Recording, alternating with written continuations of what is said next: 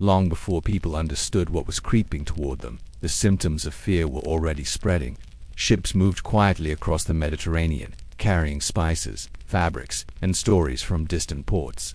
But they also carried something nobody could see. In the beginning, the movement of ships and merchants felt ordinary, almost comforting, because trade was the rhythm of life for medieval Europe. Yet among the bales of wool and baskets of grain, tiny passengers clung to the wooden hulls. Rats nested between crates, fleas clung to their fur, and the chain that connected one continent to another was already locked in place. This is the confirmed scientific explanation for how the plague began its march. Though medieval people had no way of understanding it, they sensed only a strange tension in the air as ports grew busier. Rumors traveled faster, and uneasy stories drifted between sailors and dockworkers. The first places touched by the plague felt the change long before they recognized its cause.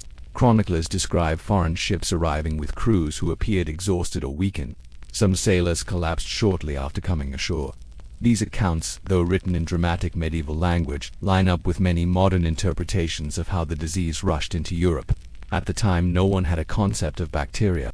People explained sickness through spiritual punishment, poisoned air, or curses.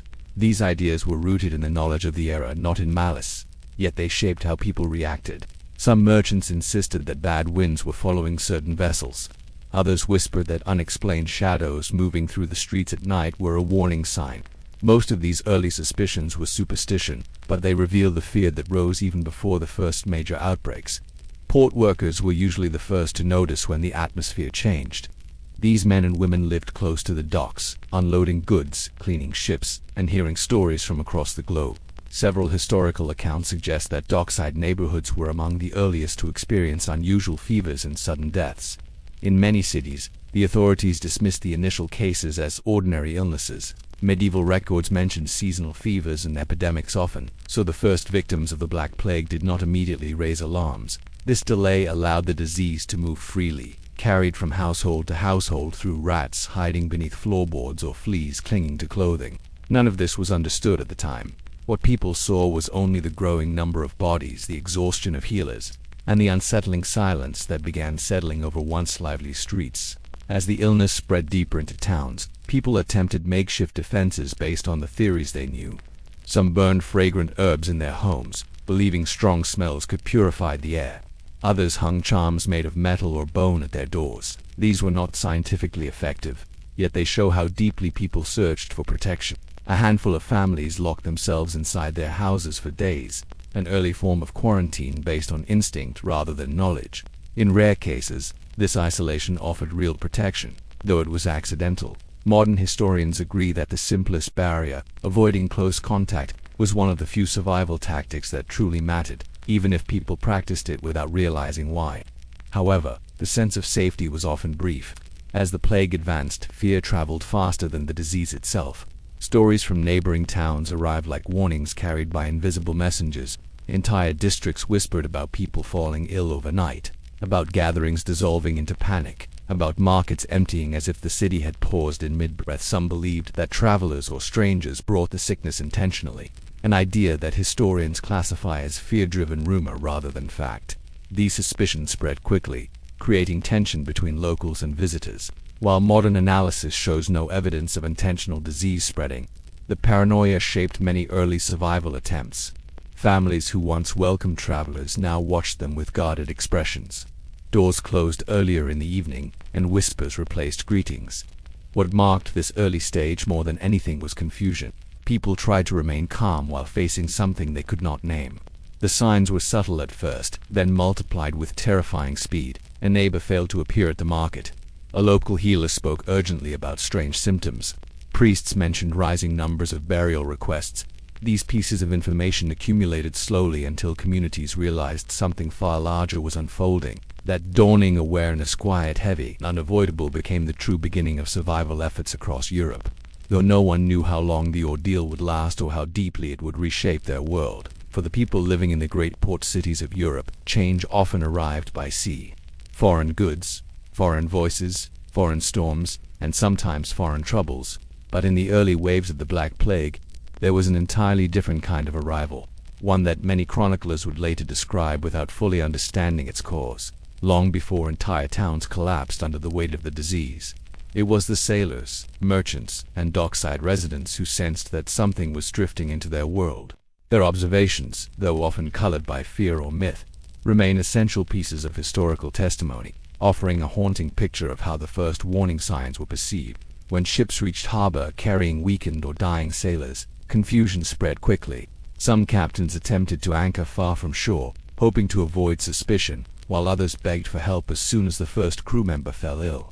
Medieval observers recorded descriptions of men staggering off ships with fevers so intense that they could barely speak. These accounts are widely considered credible because they match what modern science identifies as the disease's rapid onset. Yet the people watching from the docks had no vocabulary for bacteria or contagion. They interpreted the symptoms through the beliefs of their era, imagining corrupt winds, curses brought from distant lands, or even punishment for hidden sins committed at sea. Workers who lived closest to the water were often the first to encounter the unsettling changes. Docks were crowded, noisy, and full of life during normal seasons, but suddenly, some communities experienced shifts that felt unnatural. Markets that once overflowed with merchants seemed thinner. Conversations ended abruptly when rumors surfaced about unfamiliar illnesses striking ship crews. People kept their distance from those arriving from foreign ports, especially if they appeared fatigued or restless.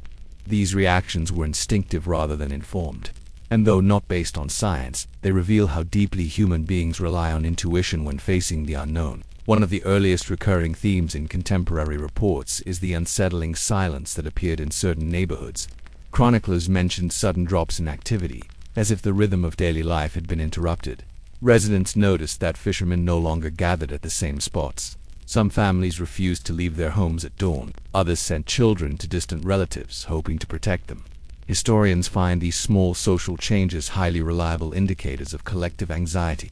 They reflect real shifts in behavior even before people fully recognize the danger surrounding them. At the same time, the spread of rumors became almost impossible to contain.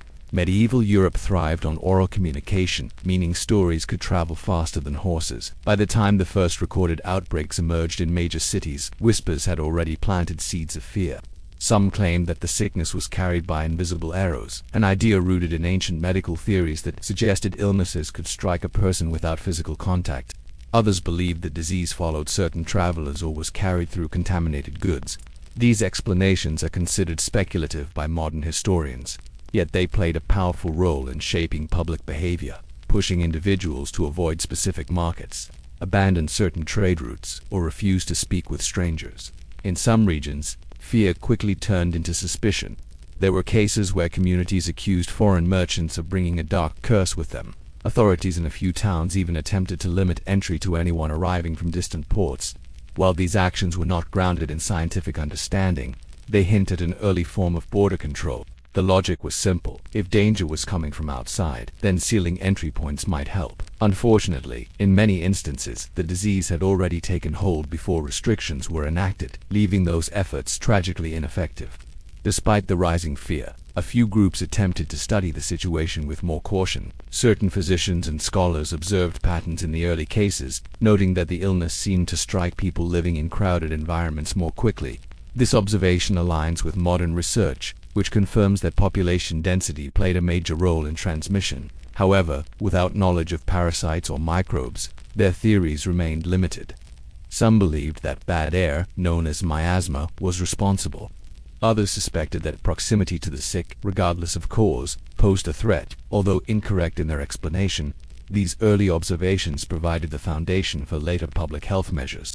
The most revealing detail from the earliest stages of the Black Plague is the emotional landscape. People lived suspended between uncertainty and dread. They sensed danger yet had no map to navigate it.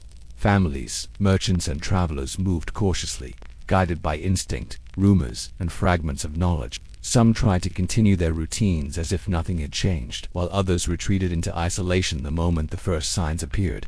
In this fragile atmosphere, survival depended not only on luck but on the ability to read the shifting world around them. What began as a faint disturbance on the horizon soon grew into a force that would reshape every part of life. And the people who first noticed its arrival found themselves standing at the edge of a historical turning point, unsure of the storm about to break. Before the Black Plague reshaped the world, most people in medieval Europe lived within familiar routines that had hardly changed for generations. The rhythm of life moved according to the seasons, market days, and church bells. Farmers tended fields at dawn, merchants opened wooden stalls along busy squares, and children chased one another through narrow streets lined with stone houses and hanging laundry. That sense of normalcy is essential to understanding why the plague struck with such emotional force. People were not prepared for sudden catastrophe. They were rooted in habits and expectations that made the disruption far more devastating. Many chroniclers describe a world that felt stable, even in its hardships. Illnesses existed, of course, but they were the usual fevers that communities recognized. Knowing what was ordinary made the early warnings easy to dismiss, because most families believed they understood how sickness behaved.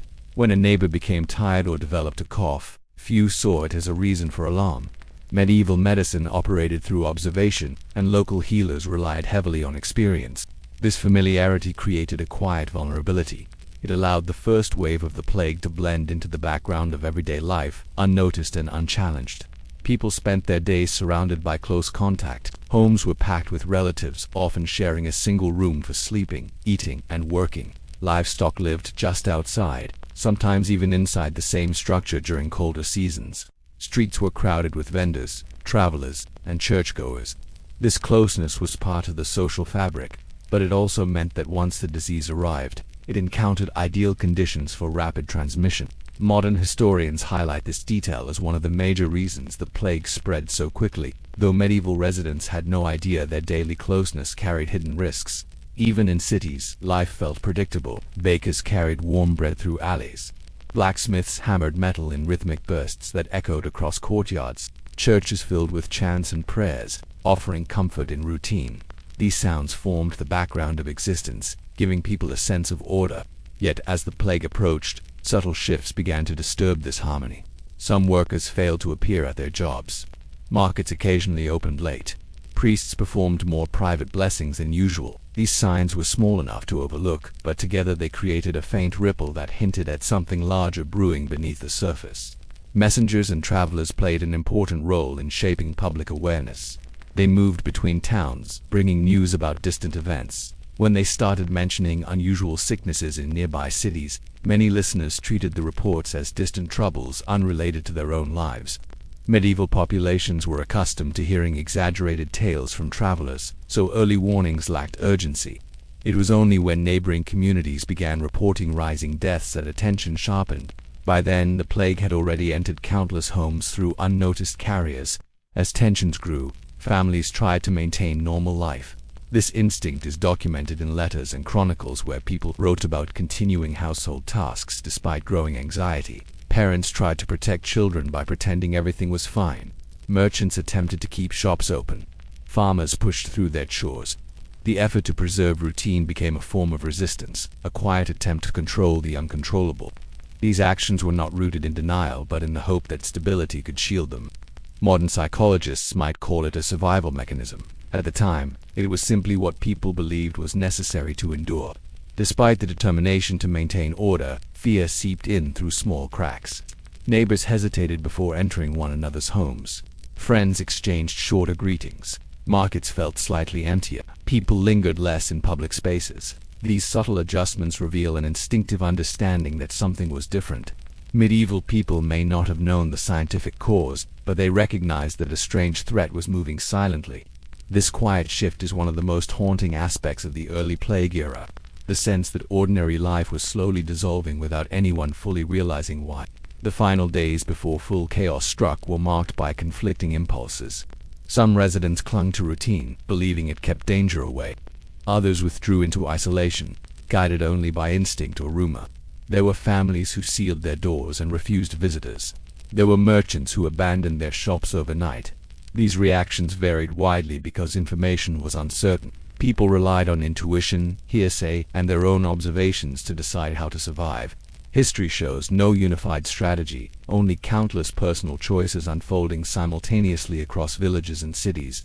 This moment, when normal life trembled but had not yet collapsed, became the threshold between two worlds. On one side was the familiar medieval routine. On the other was a future marked by fear, loss, and desperate attempts to understand what was happening. As people crossed this threshold, Often without knowing it, they carried with them old habits, old hopes, and an urgent desire to protect their families. Their decisions, shaped by instinct rather than knowledge, would determine who survived the coming storm and who would be remembered only in the quiet lines of forgotten chronicles. When the first undeniable wave of sickness swept through the streets, people reacted with the oldest instinct of all, the urge to run. Those who could afford to pack belongings, gather family members, and leave the city believed distance would keep them safe. In some cases, this instinct worked, but in many, it created new dangers. The decision to flee became one of the most dramatic and unpredictable survival strategies of the Black Plague. Shaped by social status, misinformation, and the sheer speed of the disease's advance, among the wealthy, escape often seemed like a logical solution. Nobles retreated to countryside estates, hoping fresh air and isolation would protect them. This approach was famously echoed later in literature through Boccaccio's Decameron, in which a group of young Florentines fled to a villa outside the city to escape the outbreak. While inspired by real strategies, it represents only one side of the story. Modern historians confirm that some noble families did survive by creating physical distance, yet many others encountered the illness shortly after arriving at their supposed refuge. They unknowingly brought infected servants or contaminated possessions with them, turning safe havens into quiet burial grounds. For ordinary citizens, fleeing was far more complicated. Many lacked the resources to travel, and even those who attempted to leave found their paths blocked. Town gates were often guarded or locked, especially once news of the plague reached neighboring regions. Villages frightened of receiving new arrivals placed armed watchmen along the roads, refusing to let outsiders enter. These defensive measures were not rooted in science but in desperation, and although harsh, they reflected a basic understanding that movement carried risk. Chroniclers recorded cases in which entire families were turned away from multiple settlements, forced to wander until exhaustion or infection caught them. Travel itself was inherently dangerous. Medieval roads were long, rough, and rarely policed. Those who fled often carried limited supplies, and illnesses linked to hunger, exposure, and fatigue became constant threats. A journey meant sleeping outdoors or seeking shelter in crowded inns, where the plague could spread easily. Some travelers unknowingly carried fleas in their clothing, and modern research suggests that these parasites could survive long enough to transmit the disease even after days on the road. This reality explains why fleeing sometimes accelerated outbreaks rather than preventing them. Fear also played a powerful role. Communities that managed to avoid infection for a short time became extremely protective of their borders. Rumors circulated that people from afflicted cities carried cursed air or contaminated goods. In many places, authorities issued temporary travel bans. These restrictions were often inconsistent, enforced by whoever had authority at the moment, whether a town council, a landlord, or a group of frightened citizens. Although these measures had little scientific basis, they acted as early attempts at containment, reflecting the growing awareness that movement triggered danger. Some families attempted more discreet forms of escape. Rather than traveling across long distances, they relocated to nearby abandoned houses or remote farm buildings. This strategy could offer temporary safety, but only if the building had not been visited recently by infected animals or previous occupants. The plague's ability to linger on fabrics and within rat populations remained unknown, making these choices unpredictable. Nevertheless, many families saw isolation as their best chance for survival, turning barns, mills, or empty countryside structures into makeshift shelters. There were also stories of people who decided to flee alone, hoping to outrun the sickness by removing themselves from all human contact. These individuals often traveled deep into forests or wild landscapes. Some accounts labeled them as hermits who survived for months on minimal resources. Whether these stories are strictly factual or romanticized remains debated among historians. What is clear is that extreme isolation, though rare, sometimes acted as an accidental shield. The failure of many escape attempts is not surprising when viewed through modern knowledge. People lacked any understanding of how the plague spread. They believed in spiritual miasma, in divine punishment, or in mysterious signs carried by the wind. These theories guided behavior but offered no real protection. Those fleeing often acted based on fear rather than strategy, carrying the disease with them from home to home, unknowingly transporting invisible dangers. Yet not all escape attempts ended in tragedy. A few families and communities who fled early, before the disease reached their borders, managed to isolate themselves effectively. Their stories, though less common, reveal that timing mattered. Leaving in the first quiet days of uncertainty before markets closed and bells tolled, endlessly could mean the difference between life and death. These rare successes formed part of the fragmented survival patterns of medieval Europe, illustrating how chance blended with instinct during the darkest moments. What truly defined this era was not the act of fleeing itself, but the desperation behind it. People faced an invisible threat with no clear enemy, no reliable guidance, and no predictable behavior. Running felt like action, a way to resist fate. Even when escape failed, it reflected the human desire to fight for survival, even when the path forward was covered in uncertainty. Those who fled carried stories of hope, fear, and instinct, shaping the unfolding tragedy across the continent, struggling to understand a danger far beyond its knowledge. When the plague's presence could no longer be ignored, people turned to the institutions they trusted most, and none carried greater influence in medieval Europe than religion. Faith was the lens through which many understood the world. It shaped explanations, guided behavior, and offered a sense of meaning in times of crisis. As the Black Plague spread, this spiritual framework became both a source of comfort and a catalyst for some of the era's most extreme reactions. Communities sought signs, visions, and divine answers, believing that spiritual forces were behind the rising tide of death. In churches across Europe, priests faced overwhelming responsibilities. They conducted funerals at a pace never witnessed before, comforted families, and attempted to interpret the unfolding disaster. Many believed the plague was a form of divine punishment. This interpretation was common in medieval theology and influenced by earlier writings that framed catastrophes as warnings or corrections. While modern historians do not consider these ideas factual, they played a powerful role in shaping public attitudes. People sought forgiveness through prayer, fasting, and public acts of penance, hoping to appease whatever higher force had allowed such suffering. One of the most dramatic expressions of religious fear was the rise of the flagellant movements. Groups of men traveled from town to town, walking in long processions, chanting hymns, and striking their own backs with knotted cords. They believed that physical suffering could cleanse communities and shield them from the plague. Contemporary accounts describe these processions as intense and emotionally charged, drawing large crowds who watched with a mixture of awe and fear. While these acts are well documented, their effectiveness remains non-existent from a medical standpoint. In fact, gatherings often promoted further spread, although people at the time could not recognize this risk.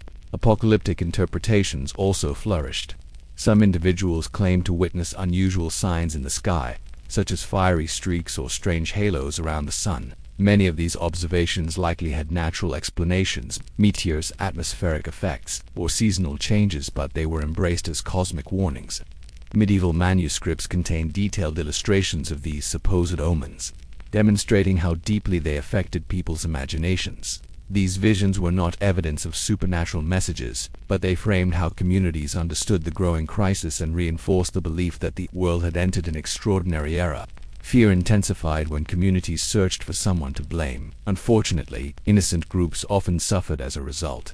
The most tragic example was the persecution of Jewish communities across Europe. Rumors circulated that they had poisoned wells or brought harm through secret rituals. These claims were completely false and rooted in panic, prejudice, and long-standing tensions. Many historians classify this period as one of the darkest in medieval Jewish history, as thousands were targeted by mobs or local authorities. These events illustrate how fear of the unknown can drive people toward harmful scapegoating in moments of desperation. Despite these violent outbursts, there were also religious figures who attempted to bring stability. Some priests and monks risked their own safety to care for the sick, offering prayers, food, and comfort. A number of them died in the process, but their actions demonstrated a quieter form of devotion. Historical records show that certain monastic communities provided shelter for orphans left behind by the plague. These compassionate acts reveal another side of religious response, a contrast to the panic-driven violence unfolding elsewhere. Religious interpretations also shaped daily routines. People carried amulets inscribed with prayers, wore rings engraved with protective symbols, or placed blessed herbs above their doors. Many of these objects had no real protective value, yet they offered emotional reassurance. Some households burned incense or herbs in the belief that fragrant smoke purified the air. Though modern science attributes no medical benefit to these practices, they reflect the human need to create a sense of control in overwhelming circumstances. In times of intense fear, religious gatherings grew in both size and urgency. Entire communities filled churches to pray for deliverance. Bells rang more frequently, calling people to collective rituals. However, these gatherings often accelerated the spread of the disease. a tragic irony that medieval people could not have foreseen. Modern historians note that mass assemblies contributed significantly to regional outbreaks, but at the time, prayer felt like the only remaining defense. The emotional weight of these religious responses cannot be overstated. People faced death on a scale they could not comprehend. Without scientific explanations, faith became the framework that held their world together. It offered hope, structure, and meaning when everything else was collapsing.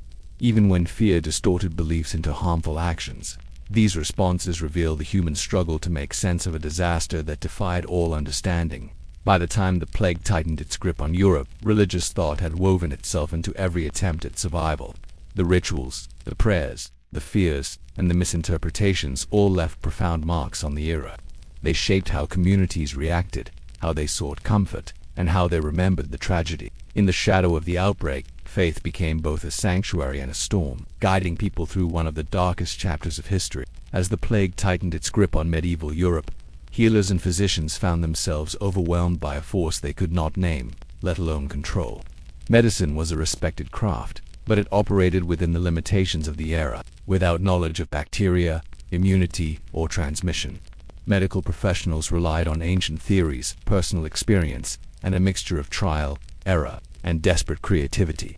Their remedies ranged from mildly helpful to dangerously harmful, yet every attempt reflected the desire to understand a threat that defied the tools available. One of the most enduring images associated with the plague is that of the long-beaked physician mask. Contrary to popular belief, this mask belongs to the 17th century, not the 14th. During the Black Plague itself, doctors wore layers of cloth, robes of heavy fabric, and occasionally leather coverings. They believed these materials could block corrupted air, a concept rooted in the miasma theory. This theory claimed that illness spread through foul smells rather than through direct contact or parasitic carriers. While incorrect, it guided medical practice for generations. Physicians burned strong herbs like rosemary, juniper, or lavender, convinced that breathing fragrant smoke protected their lungs from invisible dangers. Bleeding was one of the most common treatments. Medieval doctors believed that illness resulted from imbalances in the body's humors, blood, phlegm, black bile, and yellow bile. To correct these supposed imbalances, physicians drained blood from patients, hoping to release harmful substances. Modern historians classify this practice as not only ineffective but dangerously weakening. Many plague victims lost precious strength because of it, and the procedure often hastened death. Yet at the time it was considered responsible medical care. Another widely used method involved applying poultices made of herbs, bread paste, or even mixtures containing clay or crushed flowers. Some of these poultices may have offered minor relief for swelling, though they could not cure the infection itself. Others were entirely mystical. Records mention concoctions that included crushed emeralds, powdered pearls, or rare spices. These luxurious ingredients reflected the belief that disease could be countered through purity or symbolic power. Wealthy families often purchased such treatments, not realizing they held no real benefit. A particularly curious remedy involved the use of leeches. Physicians applied them to draw out what they believed were poisoned humors. While leech therapy was common across many ailments, it had no biological effect on the plague. It did, however, create a perception of active treatment, which sometimes comforted patients and families. This psychological support, though unintentional, became one of the few positive outcomes of otherwise ineffective methods. There were also treatments born of fear rather than medical reasoning. Some physicians recommended inhaling smoke from burning feathers, believing that the unpleasant odor could counteract harmful vapors. Others advised holding flowers or sweet-smelling fruits under the nose. This led to the popular habit of carrying small bouquets or pouches filled with herbs. While these offered no direct protection, they became powerful symbols of hope and routine in a world where stability was scarce. Certain practices, however, had surprising accidental benefits. For example, vinegar was widely used to wash hands, floors, and clothing. People believed its strong scent purified spaces, but the acidic properties of vinegar did provide mild antibacterial effects. Similarly, quarantining the sick, though based on miasma, Ferris played a crucial role in restricting transmission. These accidental successes reveal how instinct and superstition sometimes aligned with strategies that modern science recognizes as effective. Not all medical responses were misguided. Some physicians insisted that clean air and fresh environments could support recovery. This belief, although not directly curative, encouraged families to keep windows open or seek less crowded areas. These practices reduced the risk of exposure and inadvertently supported survival. A few doctors also recognized the importance of hydration and rest, simple measures that allowed certain patients to endure the fever long enough for their bodies to mount a response. Despite rare useful insights, most medical advice at the time reflected confusion and desperation. Healers faced an enemy they could not see, and their attempts to craft solutions reveal the limits of medieval knowledge. Physicians were not negligent. They worked tirelessly with the information available. Some traveled from home to home until they collapsed themselves. Others wrote treatises attempting to categorize symptoms or track patterns. Their efforts, though flawed, form part of the historical record of human resilience in the face of impossible challenges. What stands out most is not the failure of medieval medicine but the emotional landscape surrounding it. Families clung to remedies because they symbolized hope. Physicians continued their work even as illness spread around them. Communities gathered ingredients for treatments, sharing herbs, spices, or mixtures that seemed promising. These acts, whether effective or not, reflected the collective determination to confront a devastating threat using every tool, belief, and tradition they possessed. By the time the plague reached its peak, medical practice had transformed from a structured profession into a desperate search for anything that might save a life.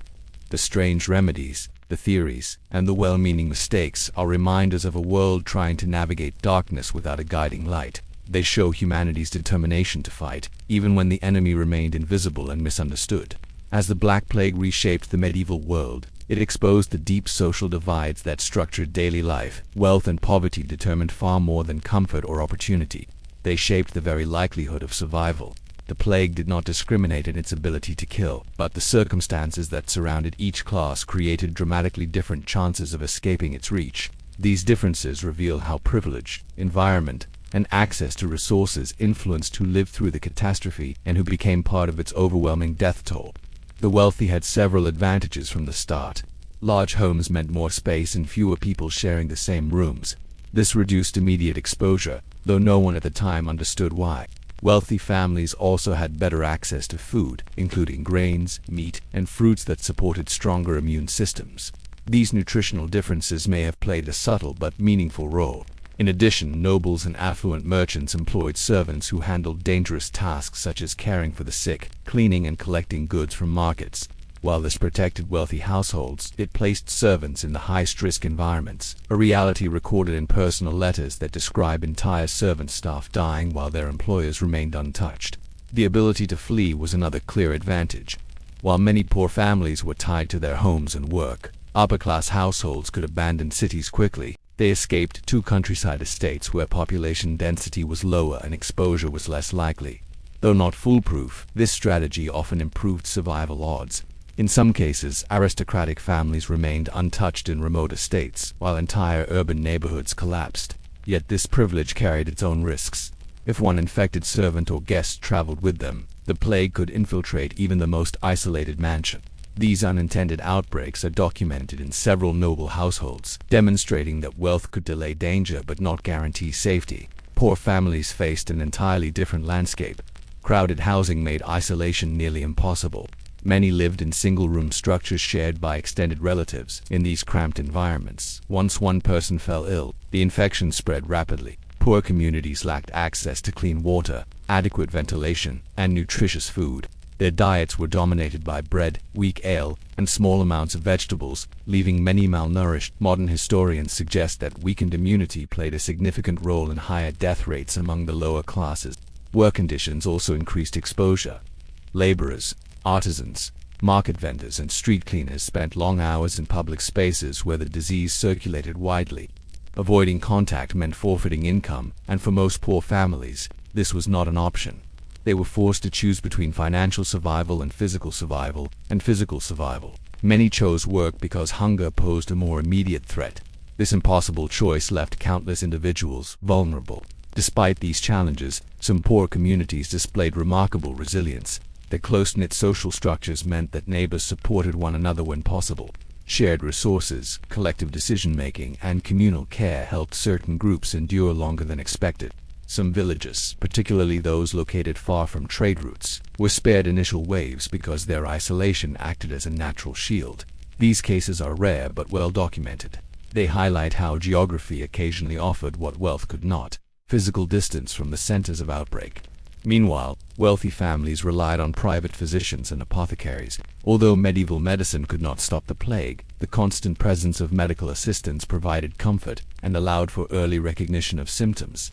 Some physicians recommended isolation or changes in routine that unintentionally slowed the spread.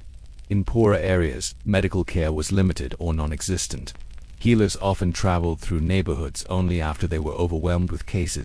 This delay increased mortality and left many families without guidance during the most critical moments. Wealth also influenced burial practices. Upper-class families could arrange proper funerals and private burials, sometimes in sealed tombs or family crypts. These practices reduced exposure for surviving relatives. In contrast, poor communities relied on mass graves and hurried burials. Large gatherings around open pits increased the risk of transmission. While no one at the time understood this dynamic, its impact on survival was profound. A subtle but important factor involved hygiene. Though medieval standards were far from modern practices, wealthy households often had access to cleaner clothing, bedding, and living spaces. Poorer families struggled to maintain cleanliness, especially when multiple people shared limited resources.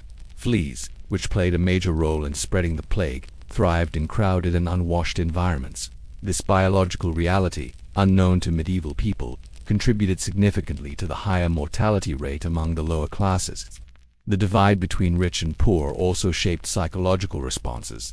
Wealthy families, protected by servants and resources, could distance themselves emotionally from the crisis for longer periods. Poorer communities faced the brutality of the plague daily. They witnessed neighbors collapsing in the streets, children falling ill overnight, and families disappearing within days. This constant exposure created an emotional burden heavier than physical suffering alone. What emerges from historical accounts is a world where survival was deeply influenced by social status.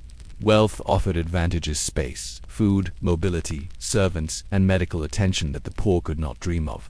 Yet wealth also carried risks, especially when surrounded by large staffs or extended networks of visitors. Poverty, meanwhile, brought vulnerability but also occasional pockets of resilience through strong community bonds and geographic isolation. In the end, the plague revealed the fragile balance between privilege and danger.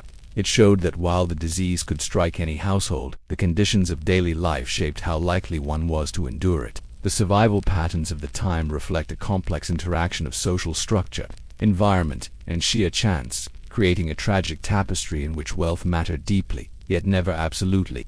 As the Black Plague reshaped the European continent, different regions searched for their own ways to slow its advance. Among them, Venice emerged as one of the most striking examples of organized response. Positioned at the center of thriving trade routes, the city welcomed ships from every corner of the known world.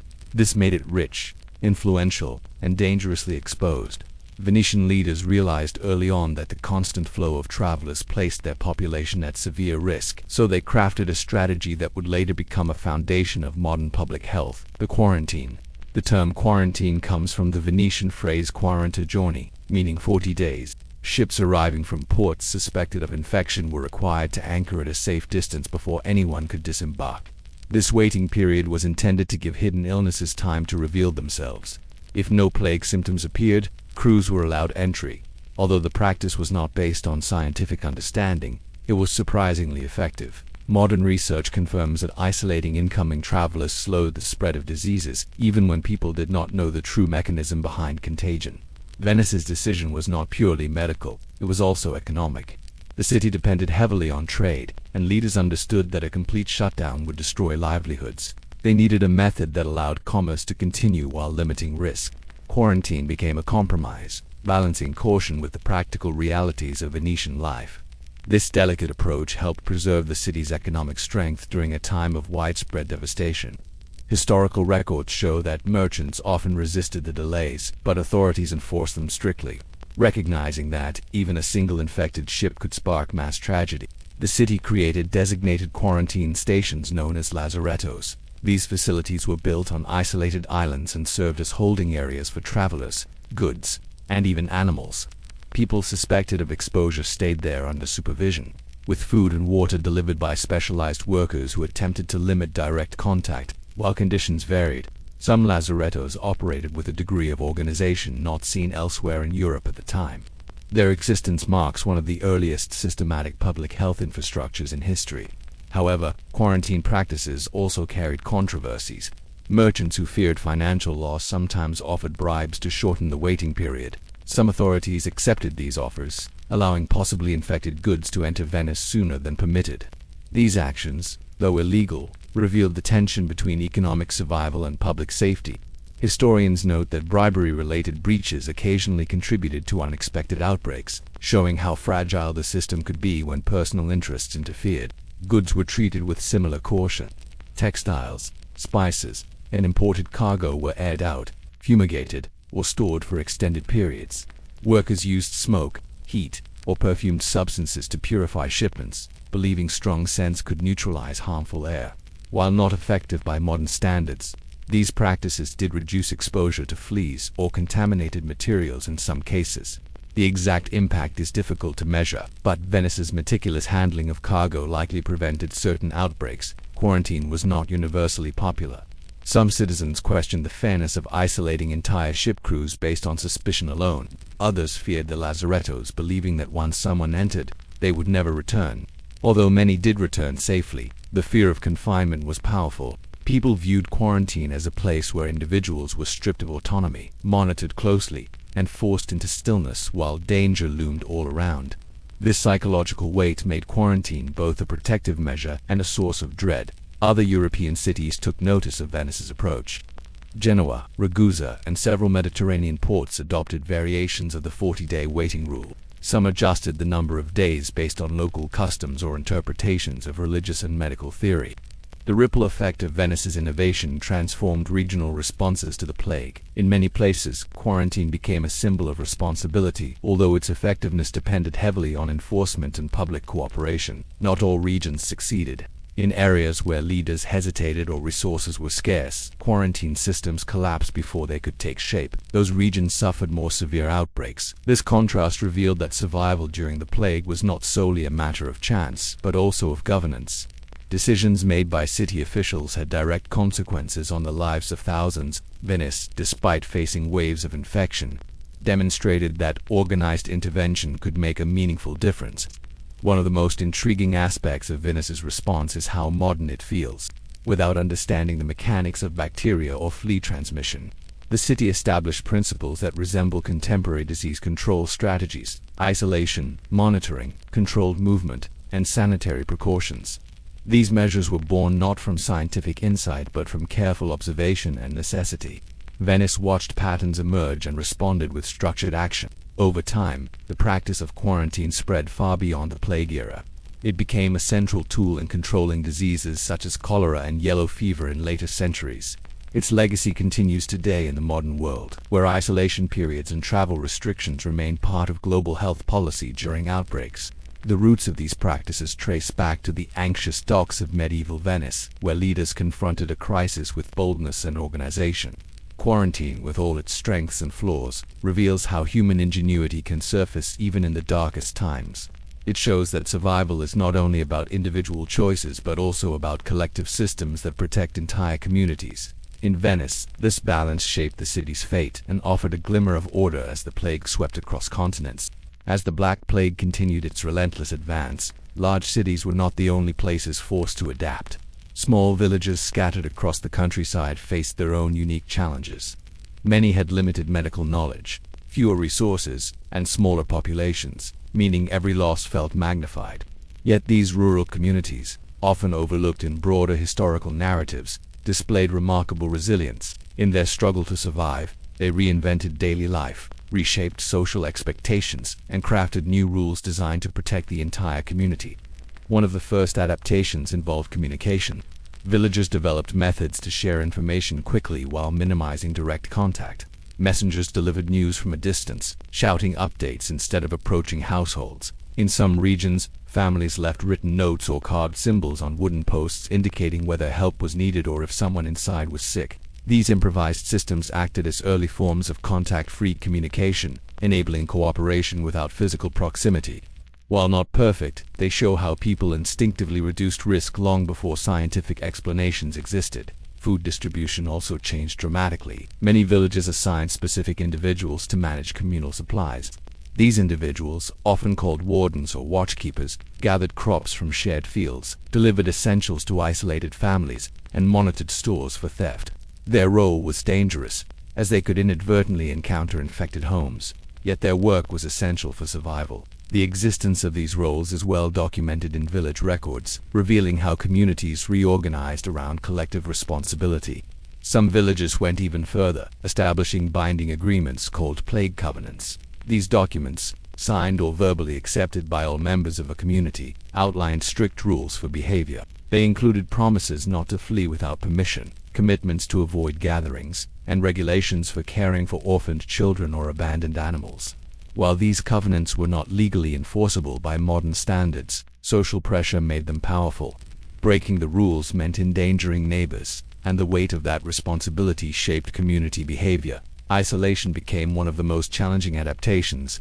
Villagers built makeshift boundary markers around their settlements, sometimes using large stones, wooden stakes, or trenches.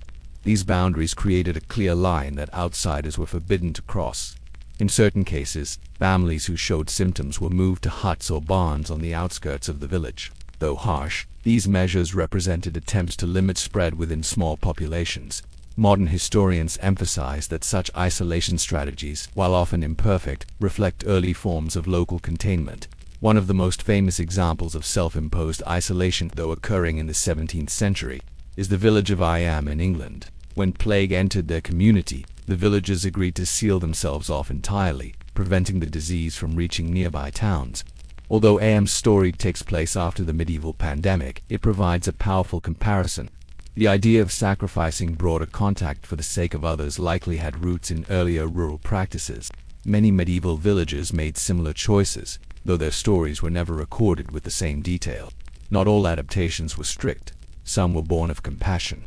In several regions, healthy villagers delivered food and water to infected households by placing baskets at designated drop-off points. They rang bells or knocked on stones to signal deliveries without speaking face to face. Acts like these illustrate how solidarity persisted even in moments of intense fear.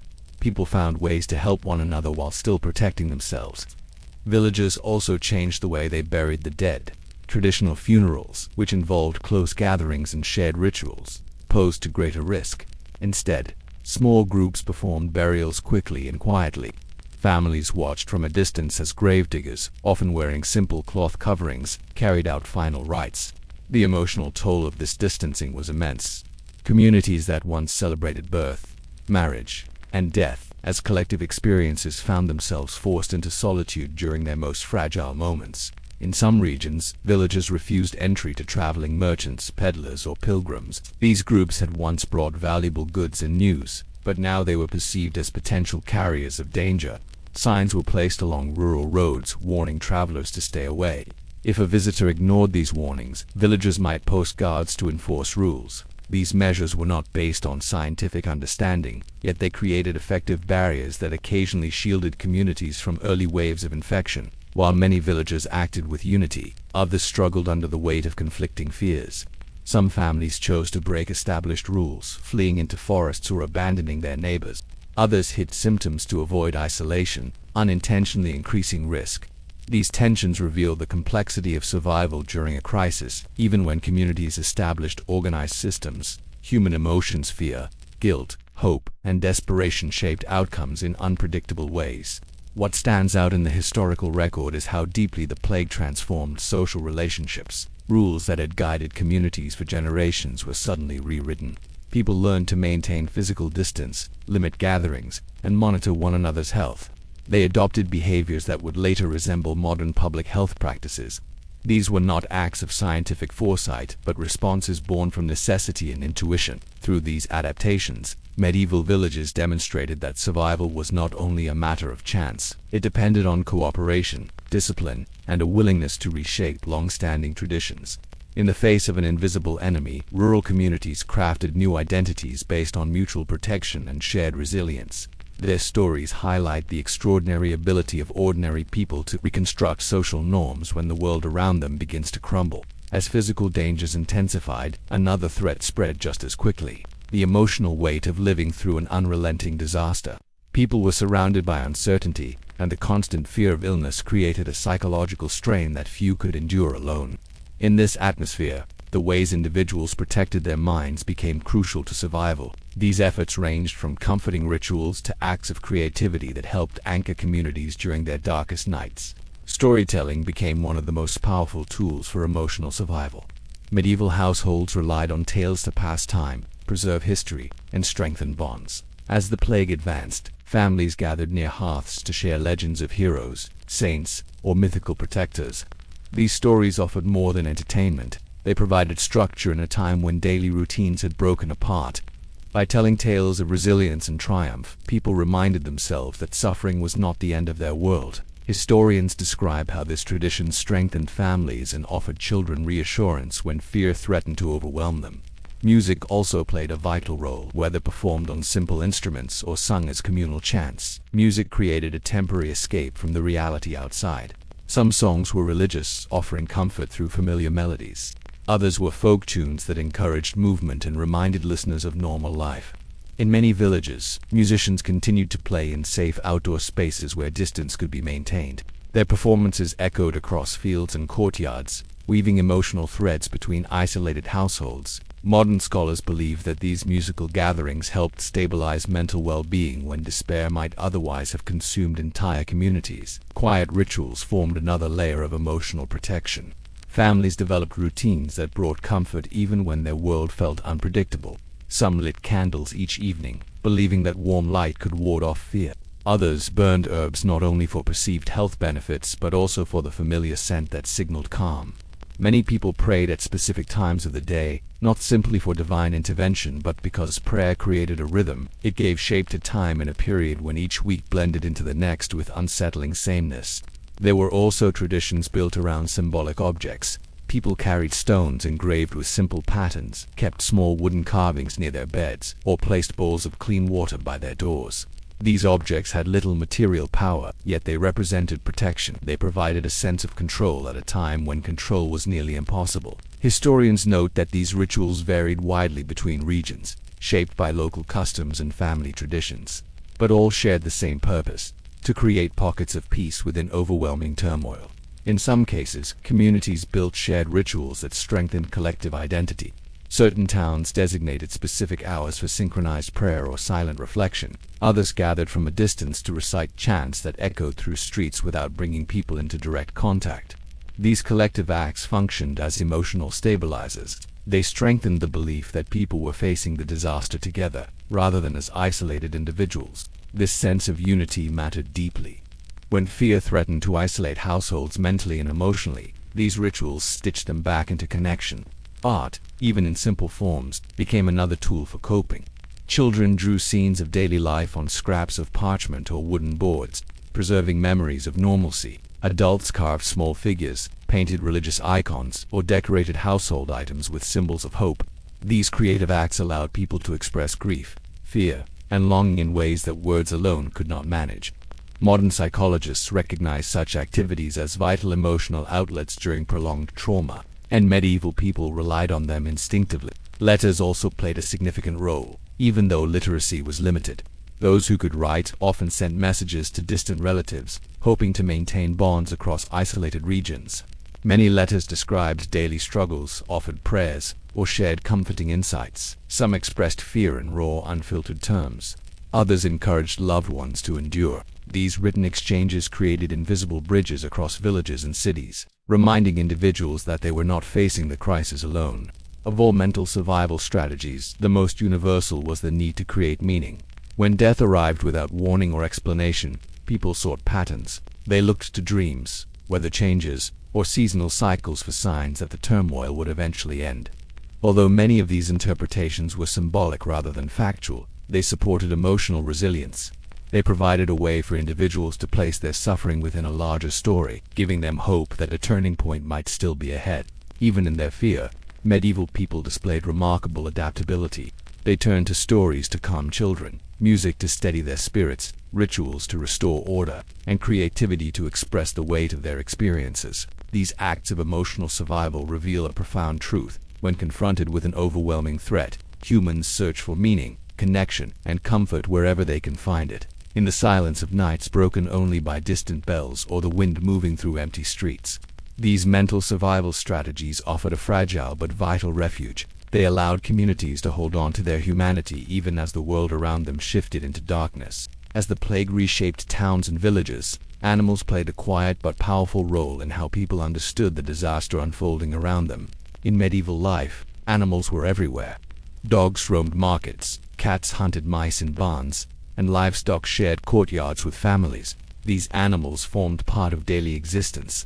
Yet the plague twisted familiar relationships into sources of suspicion, fear, or unexpected survival advantages.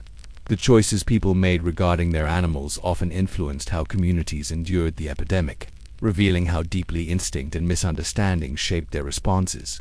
Cats were at the center of one of the most tragic misinterpretations of the era, influenced by superstitions linking cats, especially black ones, to sorcery and bad omens. Some regions began killing them in large numbers.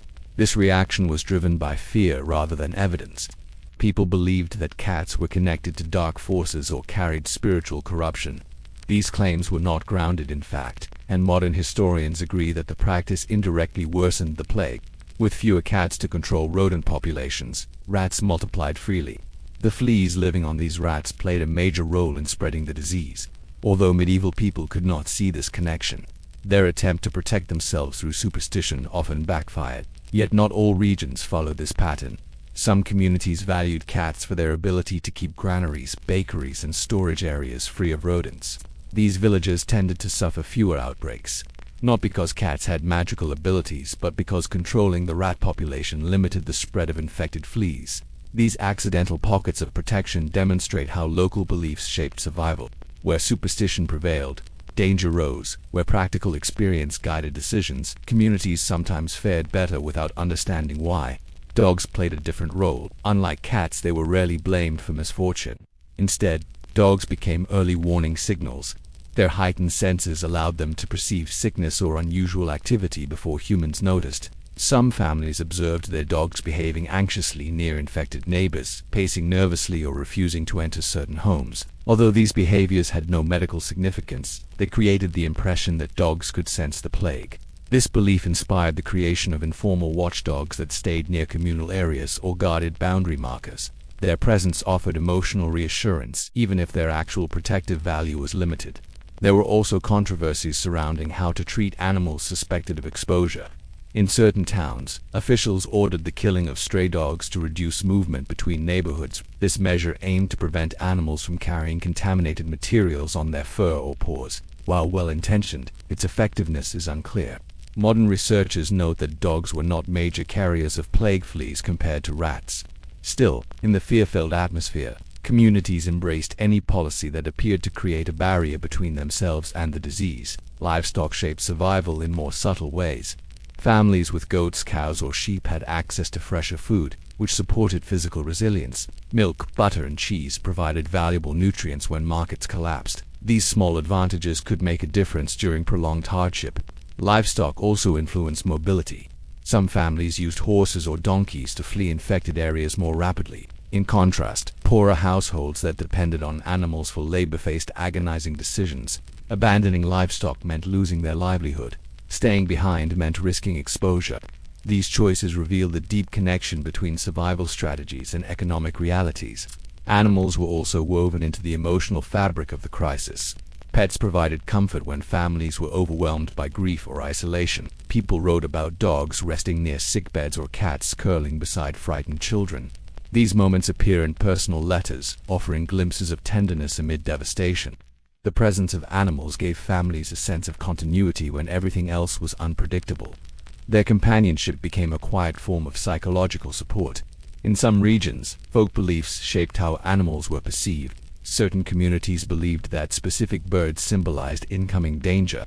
Others treated animal behavior as omens, searching for signs of safety or approaching illness. These interpretations were rooted in cultural traditions rather than biology, yet they influenced how people made decisions. For example, some families delayed travel if birds behaved strangely, interpreting it as a warning. While such choices lacked scientific basis, they illustrate how people tried to make sense of chaos through familiar symbolic systems. Animals also figured into improvised health rituals. Some healers recommended keeping pigeons in sick rooms, claiming that the birds could draw out harmful vapors.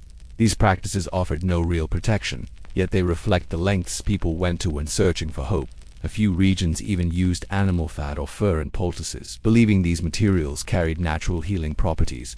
Modern historians classify these methods as speculative, yet their widespread use shows how deeply medieval communities relied on natural elements for comfort. The complex relationship between humans and animals during the plague demonstrates how survival involved more than medical theory or physical defenses. It involved instinct, superstition, compassion, and the struggle to understand a threat that defied explanation. Animals became symbols of safety, danger, companionship, or confusion depending on local customs. These shifting roles shaped how people reacted to the outbreak and influenced survival patterns in ways that were rarely recognized at the time. When viewed through the lens of history, the presence of animals during the plague reveals a portrait of a world in transition.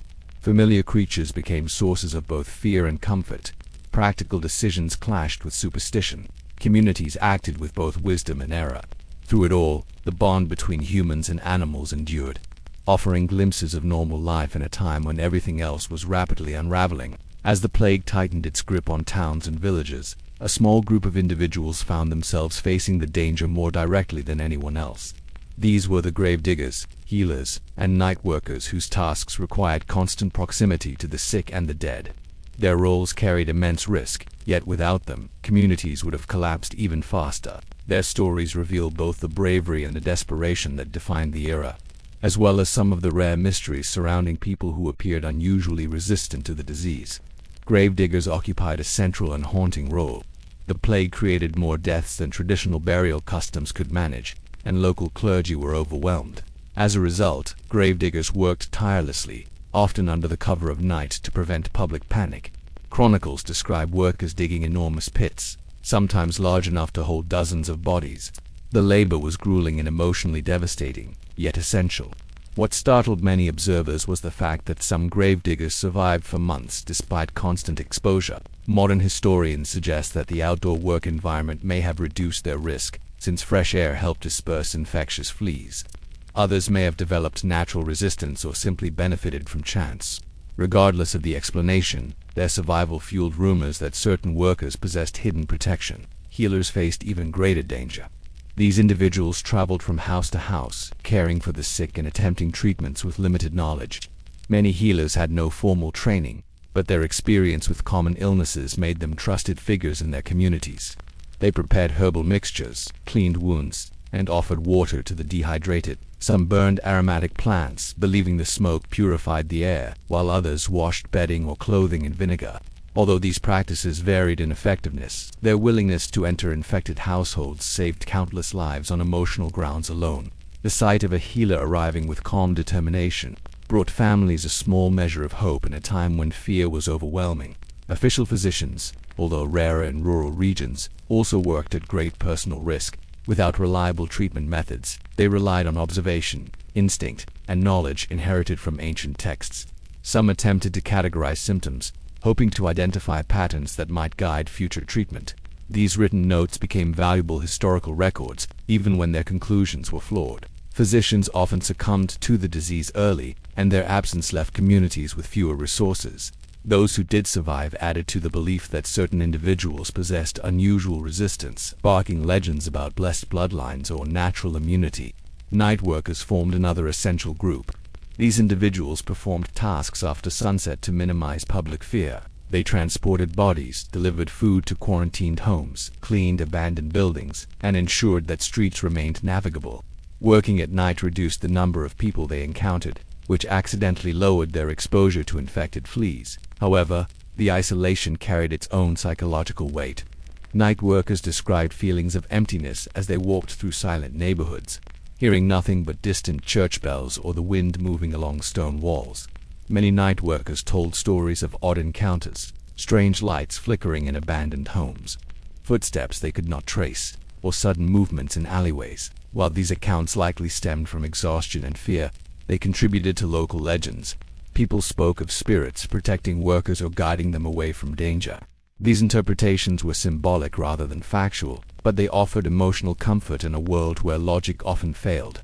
The responsibilities of these workers created complex relationships with their communities. On one hand, they were respected for their bravery and essential contributions. On the other, some villagers feared them, believing that constant exposure made them dangerous to approach. Grave diggers and transport workers were sometimes forced to live outside city walls or in temporary shelters, separated from their families to reduce risk. This isolation added to the emotional burden of their work. Despite the challenges, these workers developed strategies that inadvertently protected them. They avoided crowded spaces, spent most of their time outdoors, and handled infected materials with improvised tools. Some wrapped their hands in cloths soaked in vinegar. Others covered their mouths with layers of fabric. These precautions lacked scientific accuracy, yet certain habits like minimizing direct contact aligned with effective disease control practices. Their survival may have resulted from instinctive behaviors rather than medical knowledge. Communities depended heavily on these frontline workers. Without gravediggers, bodies would have remained in homes or streets, intensifying fear and potentially worsening outbreaks. Without healers, sick individuals would have suffered in complete isolation. Without night workers, the basic functions of towns would have collapsed. These individuals formed the unseen backbone of survival, carrying out duties others feared to approach. Their endurance became a symbol of resilience. People whispered stories about workers who seemed untouched by illness, crafting legends that blended admiration with mystery. Some believed night workers were protected by divine forces. Others thought healers possessed secret knowledge. These tales were more emotional than factual. Yet they reflect the gratitude communities felt toward those who risked everything when the world fell into disarray. In the end, the survival of gravediggers, healers, and night workers reveals a truth about humanity's response to crisis. Even in the darkest moments, certain individuals step forward, driven by duty, necessity, or compassion. Their quiet actions supported entire populations and shaped the fragile path through one of history's most devastating eras. As the Black Plague swept across Europe, households turned inward, relying heavily on whatever foods and ingredients they had available. Scarcity shaped daily life, and fear shaped behavior. What people ate, avoided, or used as remedies became part of a complex network of survival strategies, some rooted in practical need and others in superstition. Diet alone could not stop the plague, but the choices people made around food reveal how communities tried to strengthen their bodies and spirits during an overwhelming crisis. Garlic and onions became some of the most frequently used ingredients. These vegetables were believed to purify the blood or cleanse the air. While medieval people lacked the scientific knowledge to explain microbial dangers, garlic does contain mild antibacterial properties. Although not strong enough to fight the plague, these foods offered nutritional value in a time when fresh produce grew scarce. Many families crushed garlic into simple pastes or hung onion bundles near doorways, hoping their strong scent created a protective barrier. Vinegar held an important place in survival practices. People used it to clean hands, floors, and even coins exchanged in markets. Unlike many medieval remedies, vinegar did offer slight protective benefits due to its acidity. Families rinsed their clothes with it or mixed it with herbs to create cleansing solutions. These methods could not eliminate plague bacteria, yet they may have reduced exposure to some contaminants. The psychological comfort of cleanliness played an equally significant role. In a world filled with fear, the act of washing something with vinegar made people feel proactive rather than helpless. Wine also became a widely used household remedy. Some physicians advised drinking diluted wine to strengthen the body or mixing it with herbs, believed to carry protective properties. Wealthier households sometimes prepared spiced wines, adding cinnamon, clove, or rosemary for symbolic and aromatic benefits. While wine offered no defense against the plague, it provided hydration, calories, and a sense of ritual. These rituals mattered because they gave structure and meaning to daily survival. Salted meats, bread, and hard cheeses formed the core diet for many families. Livestock shortages and market closures forced people to rely on preserved foods.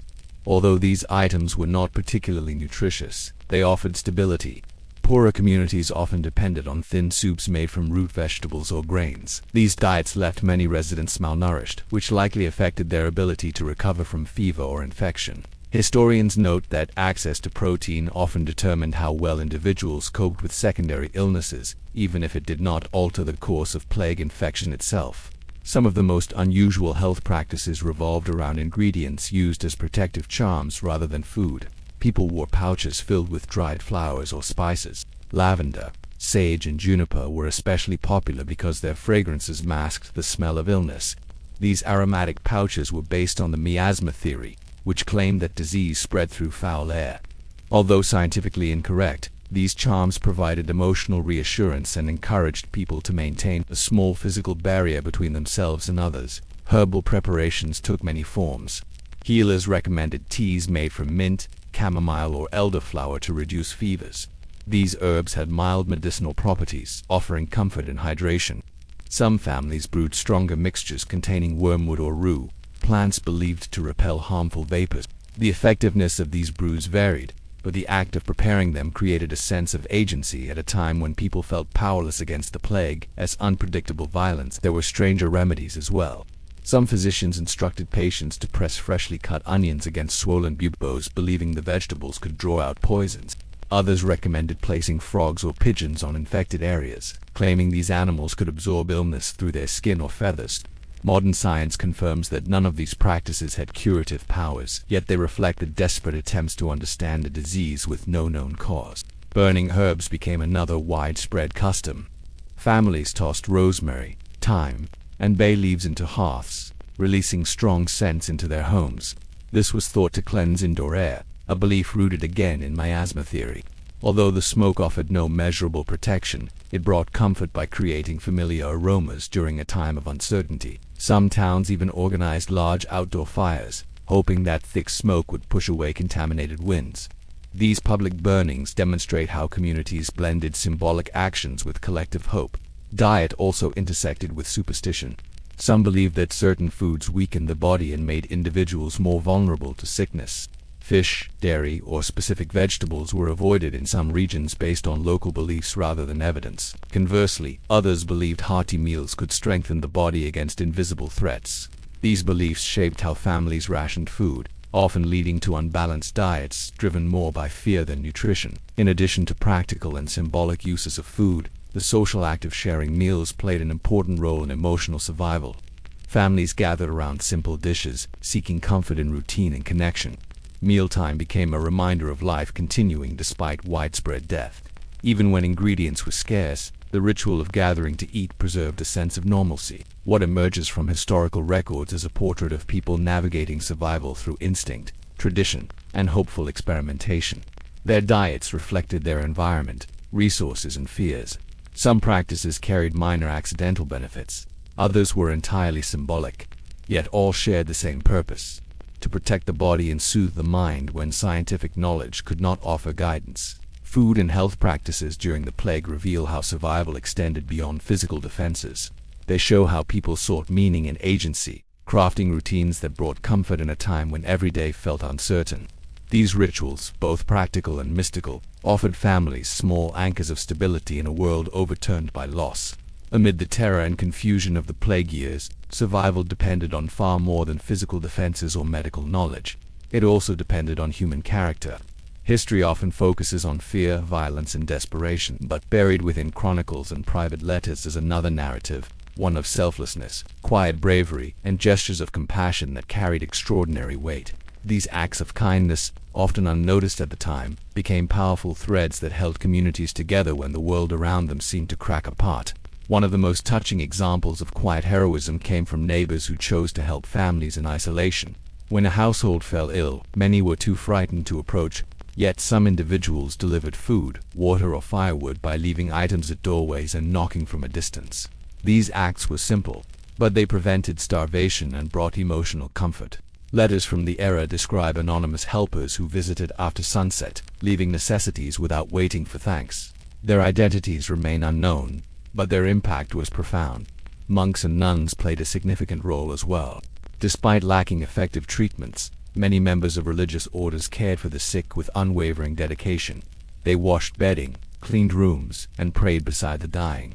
While these actions exposed them to tremendous danger, they stemmed from a sense of duty and compassion. Monastic records reveal entire communities of caretakers who succumbed to the plague after weeks or months of service, their sacrifice shaping the memory of the era.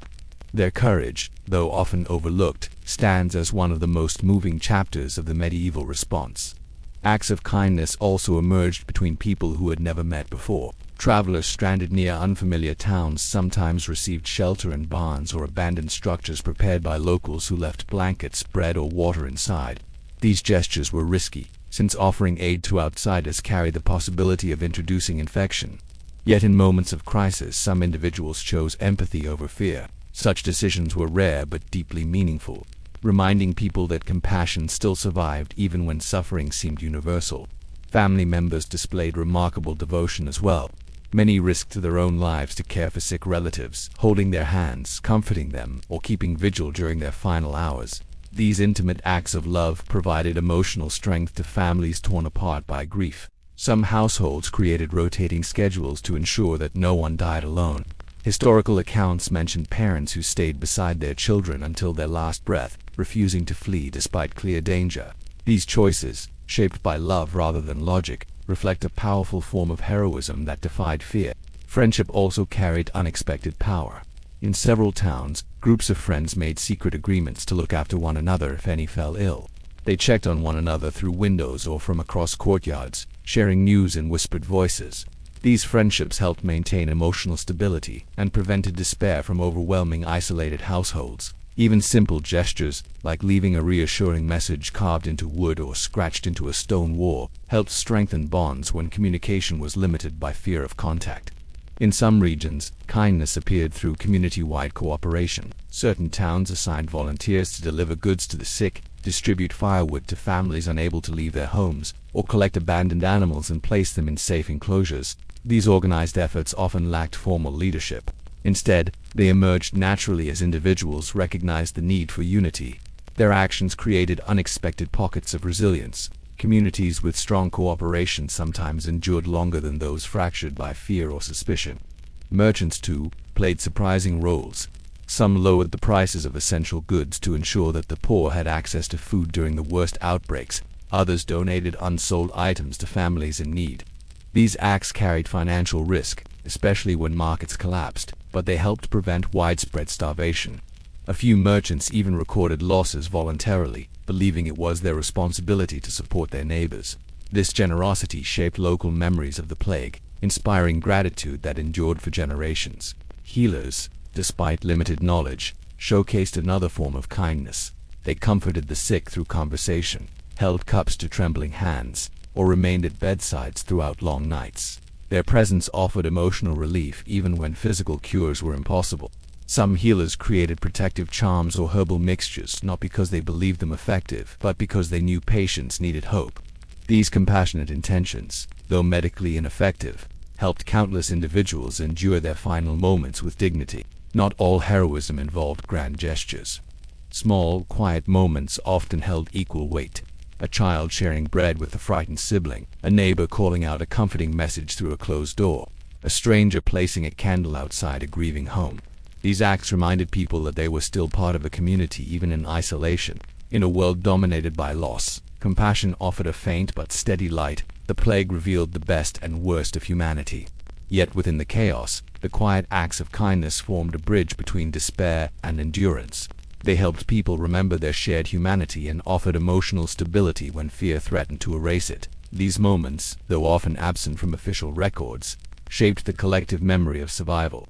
In the end, the heroism of ordinary people became one of the plague's most enduring legacies. It showed that in times of overwhelming darkness, compassion can become a powerful form of resistance, offering hope where logic sees none. As the Black Plague tightened its grip on Europe, the very arteries that connected cities and kingdoms began to tremble. Trade routes, once symbols of prosperity and cultural exchange, became pathways of fear. Merchants, sailors, and caravans were caught between economic necessity and the terrifying possibility of carrying death from one place to another. To survive, entire networks of commerce had to transform. These adaptations, forged in desperation, reveal how societies attempted to keep essential goods flowing while limiting risks they could barely understand. One of the first major changes involved the movement of ships. Ports implemented strict rules requiring vessels to remain offshore until authorities inspected them from a distance. While full quarantines were most famously enforced in Venice, many other port cities adopted modified versions. Crews shouted reports across the water, and officials responded with instructions based on intuition rather than science. Some ports required sailors to display visible signs of health by standing on deck. Others ordered any goods suspected of contamination to be burned or sealed in wooden crates. These crude inspections did little to halt transmission, but they reflected a growing awareness that long-distance travel carried invisible dangers. Overland trade also transformed. Caravans that once traveled in predictable patterns began altering their routes to avoid towns with rising death rates. Some merchants risked longer journeys through forests or mountain paths, believing that steering clear of populated areas would reduce exposure. These detours often slowed commerce and increased dangers from bandits, harsh weather, or wild animals. Yet the desire to continue trading was strong, especially for those whose livelihoods depended on it. Historical accounts describe merchants traveling in smaller groups to reduce attention and avoid suspicion from villages that no longer welcomed outsiders. Roadside inns experienced dramatic changes as well. Once lively hubs filled with travelers exchanging stories, many inns became nearly silent. Keepers implemented improvised safety measures such as leaving food outside rooms, limiting physical contact, or refusing to host guests altogether. Some turned travelers away unless they could prove they came from regions believed to be safe. These rules, rooted in fear, reshaped the culture of travel. Inns that continued operating often developed reputations for being either extremely cautious or irresponsibly lenient. Trade goods themselves became sources of anxiety. Textiles, spices, furs, and other imported items were believed to harbor dangerous air. Merchants attempted to reassure customers by fumigating products with smoke or storing them in open courtyards to air out. Although these practices did not remove plague bacteria carried by fleas, they calmed public fears in cases where goods were essential, such as grain or medicinal herbs. Communities reluctantly resumed trade while demanding strict handling procedures. Prices fluctuated wildly, with certain items becoming scarce as merchants avoided high-risk regions. Smuggling grew in parallel with official restrictions. Some traders refused to accept the delays imposed by cautious towns and found secret paths to bypass guarded roads. These smugglers moved quickly under darkness, delivering goods without inspection. While their actions helped sustain certain markets, they also increased the likelihood of spreading disease. This pattern created a paradox. Unofficial trade routes provided essential supplies but carried significant hidden risks. Chronicles describe smuggled goods arriving in towns shortly before outbreaks, though the true cause could rarely be traced with certainty. One of the most surprising adaptations came from communication codes used by merchants instead of speaking directly. Some traders used symbols carved into wood or fabric to signal whether they carried new goods, returned from a safe region, or needed assistance. Villages responded with their own set of signs, directing travelers to drop-off points or designated areas where goods could be exchanged without physical contact. These practices acted as early versions of contactless delivery, reducing the chance of close interaction. Trade fairs, once vibrant cultural and economic events, were cancelled across vast regions. Cities that relied on these gatherings for revenue experienced severe financial strain. Yet in some cases, fairs continued with new rules. Vendors set up stalls farther apart. Buyers were required to maintain distance. Town criers announced guidelines reminding people where to stand or how to interact. These modified fairs offered small glimpses of normal life, though many participants remained anxious. Their existence demonstrates the delicate balance between economic survival and public safety. Horses, donkeys, and pack animals also influenced how trade adapted. Merchants who avoided crowded towns often relied on remote paths, accessible only by smaller animals. These routes slowed transportation, but they provided safer alternatives. Animals themselves sometimes carried fleas, though people of the time were unaware of this risk. As a result, some regions unknowingly facilitated small outbreaks through pack animals moving between isolated settlements. By the end of the plague's most intense waves, the fabric of trade had changed dramatically. Markets that once buzzed with life now operated with caution and fear. Traders carried not only goods but also uncertainty. Communities watched roads with suspicion. Some welcomed merchants reluctantly, others barred entry entirely. These shifting attitudes shaped survival, creating pockets of protection while isolating regions economically. The adaptability of trade routes reflects a deeper truth about the era. Even amid chaos, people sought ways to maintain essential connections. They experimented, improvised, and negotiated new rules. Some actions helped protect communities, others unintentionally worsened outbreaks, yet together, These efforts illustrate the instinctive human desire to preserve continuity in the face of disruption. Trade never fully stopped during the plague years. It changed shape, relied on new pathways, and operated under fear-driven restrictions. This evolution helped communities endure shortages and preserved a fragile sense of normalcy during one of history's darkest periods. As the plague advanced, fear became a force as influential as the disease itself. It seeped into decisions large and small, reshaping how people moved, interacted, and trusted one another. Paranoia, fueled by uncertainty and the absence of reliable explanations, created extreme reactions that sometimes protected communities and sometimes fractured them. The emotional climate of the era became a significant factor in determining who survived and who unknowingly placed themselves in harm's path. One of the most widespread expressions of fear was the barricading of homes. Families nailed wooden planks across their doors, sealed windows with cloths, and refused to answer knocks, even from friends or relatives. This reaction emerged from instinct rather than knowledge, but it occasionally created accidental pockets of safety. Those who managed to isolate themselves early and completely sometimes avoided the worst of the outbreak. Yet isolation carried heavy emotional burdens. Families trapped inside their homes felt the pressure of silence and uncertainty, unsure whether the world outside was collapsing or stabilizing. Fear also influenced travel in profound ways. People who once moved freely between towns became suspicious of every stranger they saw on the road. Travelers were often interrogated from a distance, questioned about symptoms, origins, and reasons for journeying. Some villages assigned guards to prevent unknown individuals from entering. These guards were rarely soldiers. They were ordinary villagers armed with sticks, tools, or makeshift weapons. Their presence reflected a communal instinct to defend against invisible threats. Although these measures were not based on scientific understanding, areas that enforced strict boundaries sometimes delayed exposure longer than their more trusting neighbors. Paranoia occasionally escalated into conflict. Families accused one another of bringing illness into shared spaces. Rumors spread that certain individuals carried contaminated goods or cursed objects. In some towns, landlords blamed tenants, while tenants blamed neighbors. These accusations often had no factual basis, but fear thrives where information is scarce. In extreme cases, households abandoned their homes overnight, leaving behind furniture, livestock, and personal belongings. These departures were rooted in terror rather than strategy, yet they highlight how deeply paranoia shaped daily life. Some communities built physical barriers known as plague walls. These stone or wooden structures circled neighborhoods or separated roads, marking boundaries that no one was allowed to cross.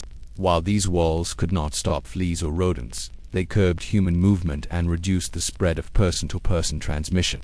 In several regions, remnants of such structures still exist, silent reminders of desperate attempts to create order during chaos. Personal relationships also transformed under the influence of fear. Long-standing friendships fractured when one household suspected another of exposure.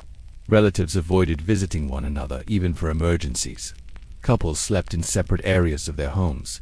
Parents isolated from grown children, unsure whether brief contact might bring deadly consequences. These emotional separations created deep wounds that lasted long after the plague receded. Yet they also demonstrate how instinctive survival behaviors overpowered emotional bonds during moments of extreme uncertainty. Some people chose to hide symptoms out of fear of isolation or abandonment. They concealed fevers, cleaned bleeding sores, or avoided admitting weakness. This choice, driven by desperation, often worsened outbreaks. Concealed illness allowed the plague to enter households and spread silently. Historical accounts describe individuals who carried on with daily routines long after symptoms appeared, interacting with neighbors and unknowingly passing the infection to others. Their actions were tragic, not malicious, revealing the psychological weight of stigma. There were also unusual expressions of paranoia that blended superstition with survival instinct. Some households covered mirrors, believing reflections could trap or attract sickness. Others avoided certain colors or materials associated with misfortune in local folklore. These practices had no practical effect, yet they show how people reached for symbolic defenses when rational explanations were unavailable. Fear shaped how people interacted with local authorities as well. In many towns, officials attempted to enforce quarantine or issue public guidelines, yet suspicion toward authority grew as the death toll rose. Some families believed officials concealed information or mishandled outbreaks. At times, citizens resisted instructions, hiding sick relatives or refusing to obey movement restrictions. These tensions illustrate the fragile relationship between leadership and public trust during crisis. Despite the chaos, fear sometimes drove people toward surprisingly effective precautions. Families who avoided crowded spaces, reduced travel, or limited social interactions often survived longer. Villages that adopted strict boundary rules delayed outbreaks. Merchants who refused to handle goods from certain regions protected themselves. These survival patterns were not based on scientific insight but on instincts sharpened by anxiety. The emotional atmosphere of the plague era reveals how closely intertwined survival was with perception.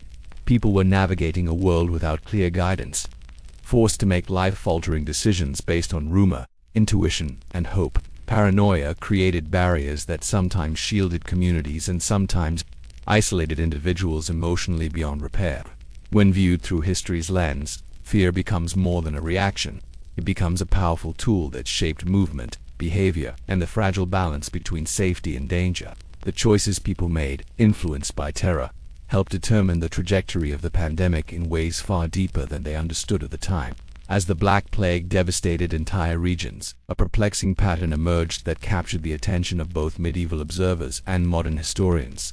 Amid the overwhelming mortality, there were scattered individuals who appeared untouched. They lived in infected households, cared for dying relatives, or worked daily in dangerous environments, yet never showed symptoms. These rare survivors became sources of fascination and speculation. To frightened communities, they seemed blessed, cursed, or mysteriously protected. To modern science, they represent one of the most complex mysteries of the pandemic. Medieval explanations for this apparent immunity were deeply rooted in spiritual belief. Some claimed these individuals possessed divine favor, arguing that their survival was evidence of purity or faithfulness. Others believed they had inherited protection from their ancestors, suggesting that certain bloodlines carried unseen strength. These interpretations were symbolic rather than factual, but they provided comfort in a time when logic offered little guidance.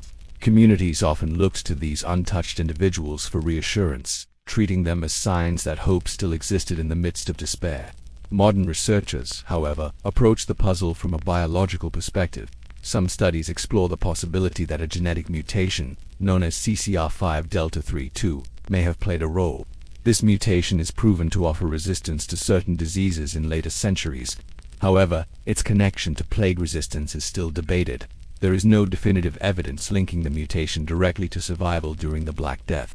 Instead, it remains a widely discussed theory that highlights how genetics might influence vulnerability to certain pathogens. Scholars emphasize that the mutation may have spread after the plague, not before, making its connection speculative rather than confirmed. Another scientific theory proposes that differences in immune response could explain why some individuals escaped infection. People vary naturally in how their bodies respond to bacterial threats. Factors such as general health, nutrition, and previous exposure to related illnesses may have shaped outcomes. While the plague bacterium was overwhelmingly deadly, there is evidence that some immune systems responded more effectively than others. These variations, however subtle, may have determined whether a person fell ill or remained untouched. Yet this explanation also remains incomplete, because it cannot fully account for the dramatic survival of individuals surrounded by constant exposure. Environmental factors may have contributed as well. Some of the seemingly immune individuals lived in conditions that accidentally reduced their interactions with infected fleas.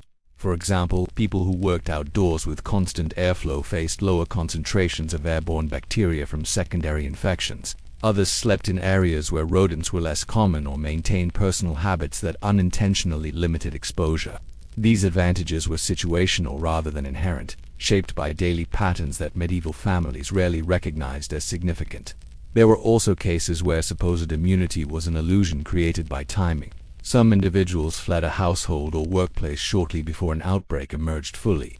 Others had far less exposure than observers assumed. These coincidental escapes were often interpreted as signs of special protection, when in reality they reflected accidental distance from the moments of highest danger. In a world overwhelmed by fear, such misunderstandings were common, and stories of the untouched spread quickly. The role of occupation offers another layer of explanation. Some people who appeared immune, like outdoor laborers or shepherds, spent most of their time in open fields away from densely populated spaces. Their survival was not a biological miracle but the result of reduced contact with infected individuals and rodents. Nevertheless, Local communities sometimes treated these workers with awe, believing they carried natural resilience. One of the most compelling mysteries involves individuals who cared for the sick yet never fell ill. These caregivers washed bedding, cleaned wounds, and sat beside infected relatives for hours. Their survival defied medieval expectations and fueled legends of gifted healers or spiritually fortified souls. Modern analysis suggests that some of these caregivers may have developed mild, unnoticed infections that passed quickly, giving them partial immunity later. Others may have encountered strains of bacteria with lower virulence. Still, none of these explanations offer a complete answer. These stories of apparent immunity carried significant emotional weight. For communities engulfed in death, the rare sight of someone unharmed became a symbol of hope. Families whispered about neighbors who seemed protected, children who recovered quickly, or elders who outlived entire households. These individuals became anchors of stability, reminding others that survival was still possible even when the world felt consumed by loss. However, the presence of seemingly immune individuals also sparked fear. Some villagers suspected that those who remained healthy were carriers of hidden danger. This belief led to social tension, with a few communities ostracizing the very people they admired. Others demanded that the untouched perform dangerous tasks, assuming their protection was guaranteed. These expectations placed heavy burdens on people who were just as confused as everyone else, navigating their survival without understanding why they had been spared. The phenomenon of apparent immunity remains one of the plague's most enduring mysteries. It reveals how fear, hope, biology, and coincidence intertwine to shape personal stories in ways that defy simple explanations. While modern science can offer theories, no single answer fully explains why certain individuals walked through the darkest days untouched while those around them perished. What remains clear is that these rare survivors left an indelible mark on the emotional landscape of the era, offering a flicker of reassurance when it was needed most. When the Black Plague finally began to loosen its grip, the survivors faced a landscape transformed beyond recognition. Entire communities had vanished. Fields lay untended.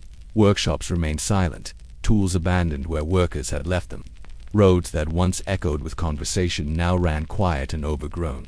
What remained was a world reshaped not only by loss but by possibility. The people who survived found themselves standing at the threshold of a new era, carrying the weight of devastation, yet holding the power to rebuild society from the ground up. One of the most immediate effects of survival was the sudden shift in labor dynamics. With so many workers gone, the value of labor skyrocketed. Peasants, craftsmen, and servants who once had little bargaining power now held leverage. Landlords, desperate to revive their estates, offered better wages, reduced obligations, or improved living conditions. These changes are well documented in legal disputes and written agreements from the following decades.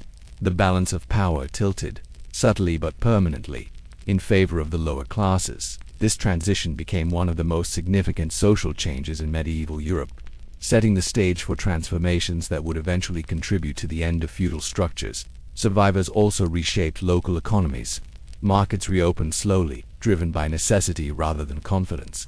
With fewer merchants and farmers, trade routes reinvented themselves yet again. Communities focused on producing essential goods first: grain, wool, tools, and simple textiles. Luxury items became scarce, and their values soared. People who had previously lived modestly sometimes rose to positions of influence simply because they possessed skills that had become rare. A single blacksmith, carpenter, or healer could now command respect and resources unimaginable before the plague. The emotional landscape shifted just as profoundly. People carried memories of loss into every part of daily life, yet this grief also inspired a commitment to rebuilding. Survivors formed new families, adopted orphan children, and forged stronger community bonds. Letters from the era described neighbors leaning on one another, sharing food, and supporting the rebuilding of homes. The shared trauma of the plague created deep ties that shaped how towns reorganized themselves. Communities that survived together often rebuilt together, forming new social networks that replaced those shattered by death. Religious life also evolved. While faith remained central to medieval identity, attitudes toward authority shifted. Some people grew more devout, believing their survival marked them as blessed or protected. Others questioned religious institutions that had seemed powerless against the plague's force. These mixed reactions led to both increased personal spirituality and growing scrutiny of church leadership. This tension would continue for generations, eventually contributing to larger religious reforms. Rebuilding required reorganizing physical spaces. Survivors cleared abandoned homes, repaired bridges, and restored fields left wild. Some villages relocated entirely to avoid areas associated with mass death. Others expanded into nearby lands, taking advantage of suddenly available property. Cities commissioned large-scale projects to revive economic activity. Historical records reveal new wells, roads, and marketplaces constructed during the years immediately following the plague. These developments, although born from tragedy, became the foundations for future growth. A powerful cultural shift also emerged. Survivors developed a heightened awareness of life's fragility and began to embrace new forms of expression. Art, music, and literature reflected themes of mortality, resilience, and renewal. In some regions, artists created vivid depictions of the plague, blending realism with symbolism. These works served as both remembrance and emotional release. Meanwhile, storytellers preserved accounts of survival, passing down tales of bravery, sacrifice, and endurance that shaped collective memory. Education experienced a surprising revival as well. With fewer students and scholars, universities sought to attract new minds by offering incentives and lowering barriers. Some families who had never considered formal learning began encouraging their children to study. This shift contributed to the intellectual revitalization that would later blossom into the Renaissance. While the plague itself did not create this movement, it reshaped the social and economic landscape in ways that made future progress possible. Survivors also redefined community governance. With many local officials deceased, new leaders emerged from among those who had demonstrated resilience, organizational skills, or compassion during the crisis. These leaders often introduced reforms based on lessons learned during the outbreak. They encouraged better hygiene practices, organized waste removal, and implemented more structured systems for handling future emergencies. Though knowledge of bacteria was still centuries away, these practical measures helped communities function more effectively. Trade and diplomacy shifted as well. Kingdoms recognized that fragmentation made them vulnerable. Some rulers strengthened alliances, while others invested in improving infrastructure to support broader communication and economic stability. The plague's devastation forced leaders to rethink how societies could remain connected while still protecting themselves from distant threats. The survivors carried both grief and determination into their rebuilding efforts. They had lived through an unimaginable nightmare, yet they refused to let their world remain in ruins.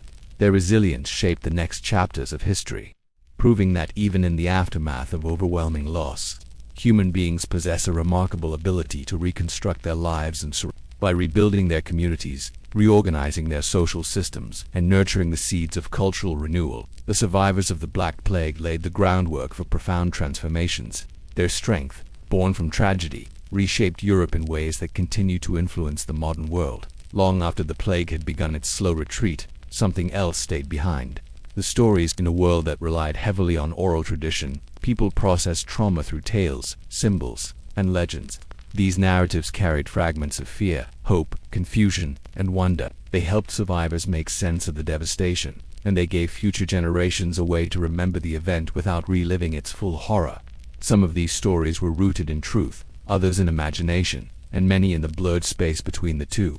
One of the most widespread legends involved ghostly processions. People claimed to see figures marching through empty streets at night, carrying lanterns that glowed with unnatural brightness. These apparitions were said to appear just before outbreaks intensified. Modern historians believe such sightings stemmed from exhausted workers, wandering lights, or hallucinations born of stress. Yet the story spread so widely that entire regions adopted variations.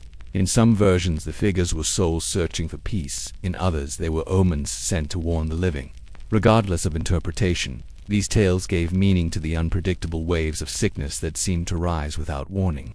Another enduring tale centered around mysterious strangers who appeared in villages shortly before outbreaks. In many accounts, these strangers were described as cloaked figures who spoke little, bought nothing, and vanished as quickly as they arrived. Medieval people often connected such visitors with misfortune. Modern analysis suggests these stories may have been born from misunderstandings, fear of outsiders, or attempts to create narrative explanations for sudden tragedy. Even so, the legend of the silent stranger became a recurring motif across Europe, reflecting the deep anxiety surrounding movement and unknown travelers. Animals also featured prominently in plague folklore. Cats, already linked to superstition, became characters in stories about hidden guardians or silent watchers. Some tales claimed that certain cats could sense plague-bearing winds and would sit, facing the direction danger approached. Others described dogs howling in unison on nights when death drew near. While such behaviors can be explained through natural animal instincts, they became symbols of warning and intuition. These stories offered a comforting illusion that the world provided signs if only people knew how to read them. Children, too, shaped the storytelling landscape. With their vivid imaginations and limited understanding of disease, they created tales of invisible creatures carrying illness from town to town. These beings varied widely across regions. Some were described as small shadows drifting through cracks, others as winged entities moving between rooftops. Though fantastical, these stories helped children process the fear surrounding them. Adults sometimes preserved these tales in letters, seeing them as poignant expressions of innocence during a time of grave uncertainty. Legends also emerged around individuals who survived extraordinary circumstances. Some stories describe healers who touched the sick without falling ill, leading communities to believe they possessed protective auras or rare gifts. Modern interpretations suggest these individuals may have had limited exposure, strong immune responses, or simple luck, yet the legends grew beyond factual explanation, turning these survivors into folk heroes. Their stories symbolize resilience at a time when hope felt fragile. There were also myths tied to natural phenomena. Unusual weather patterns, bright comets, or intense storms were interpreted as cosmic messages. People believed the heavens were communicating dissatisfaction, warning of future danger, or offering signs of change. Medieval records document numerous sightings of strange lights or atmospheric events during plague years. While these events can be explained scientifically today, they held deep symbolic meaning for people searching for explanations in a world where disease struck seemingly at random. Some of the most haunting stories focused on music. Villagers reported hearing distant melodies at night, as though unseen musicians played from hidden hills or abandoned streets. These tales were likely born from echoes, wind patterns, or emotional distress. Yet they spread across regions, creating a sense that the world itself was singing in grief. Such legends offered poetic interpretations of loss and served as emotional outlets for those struggling to articulate their sorrow. These myths and legends did more than entertain. They helped shape collective memory. People remembered not only the suffering but also the stories that helped them navigate it. Folklore transformed the plague from a purely physical catastrophe into a cultural and emotional event. This transformation allowed future generations to inherit the lessons and emotions of the era in symbolic form. Over time, these stories blended with evolving artistic traditions. Painters depicted skeletal figures leading dancers through towns, a motif known today as the Dance of Death. This imagery reflected both fear and acceptance, reminding people that mortality was universal. Writers crafted tales of doomed lovers separated by illness, families reunited after hardship, or communities reborn from ruins. These works shaped how the plague was remembered, not as an uncontrollable force but as a story with characters, themes, and lessons. Even centuries later, elements of these legends continue to echo through literature, art, and popular imagination. They reveal how deeply humans rely on storytelling to understand the world. In moments of intense fear, people seek narratives that offer structure, meaning, and emotional clarity. The myths born during the plague years may not be factual, but they remain true in a different sense. They reflect the emotional reality of a world struggling to find light in overwhelming darkness. In the end, these stories teach us that history is not only recorded in documents and statistics, it is preserved in whispers, symbols, and imagination. The legends of the plague illuminate how people coped, endured, and found ways to speak about suffering when ordinary language felt insufficient. When the Black Plague finally loosened its grip on humanity, the silence it left behind felt almost unreal. Empty fields sprouted new grass, markets slowly reopened, and the tolling of funeral bells grew less frequent. Those who survived stepped into a world permanently altered, carrying memories that shaped every decision, every ritual, every reconstruction. The plague was not only a biological catastrophe, it was a turning point in how people understood life, death, community, and resilience. Its legacy reached deeper than the ruins it left behind. It transformed the emotional landscape of Europe and forced entire societies to ask who they were before the darkness arrived, and who they wanted to become afterward. Survivors faced the challenge of rebuilding villages where whole families had vanished. Doors of abandoned homes creaked in the wind. Tools lay where they had been dropped months earlier. Animals wandered through fields that once bustled with farmhands. In this quiet aftermath, people discovered that survival meant more than physical endurance. It required the courage to face grief openly and the strength to imagine a future where new life could flourish in the shadows of loss. They cultivated fields with newfound determination. They repaired structures with hands still trembling from uncertainty. They built relationships that grew deeper because they now understood how quickly everything could change. The emotional echoes of the plague shaped new customs. Some families kept candles burning in remembrance of those who never returned. Others planted trees or dedicated small patches of land to honor loved ones.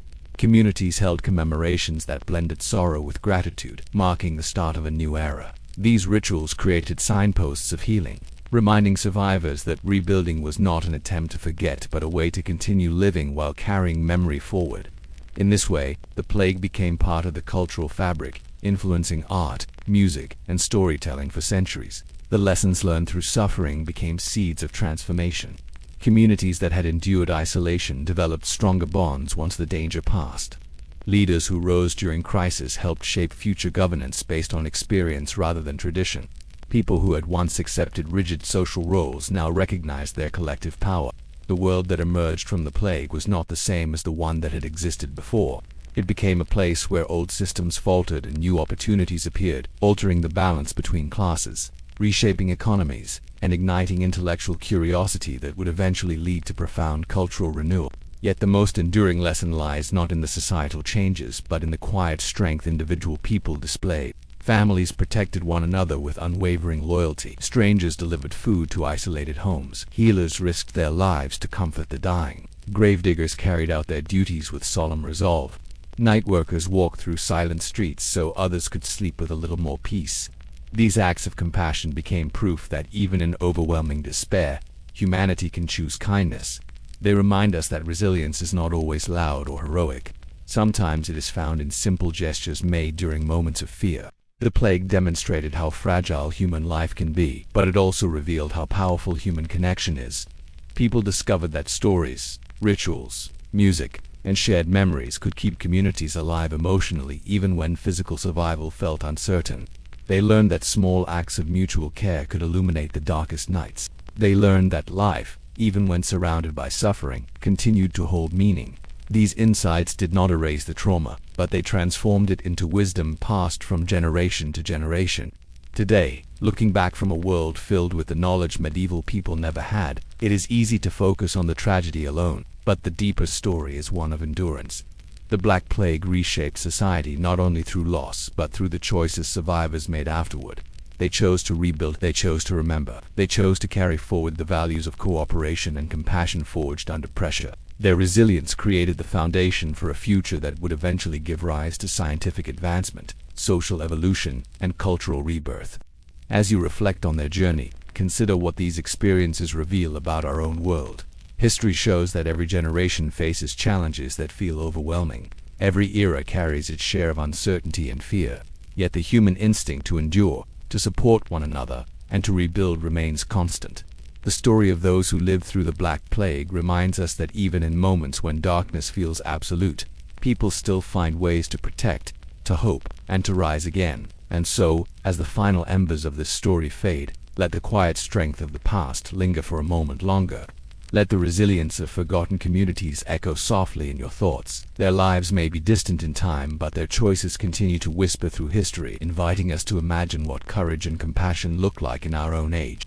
Perhaps that is the true legacy of the plague, a reminder that even when the world is shaken to its core, the human spirit remains capable of rebuilding something meaningful from the ruins.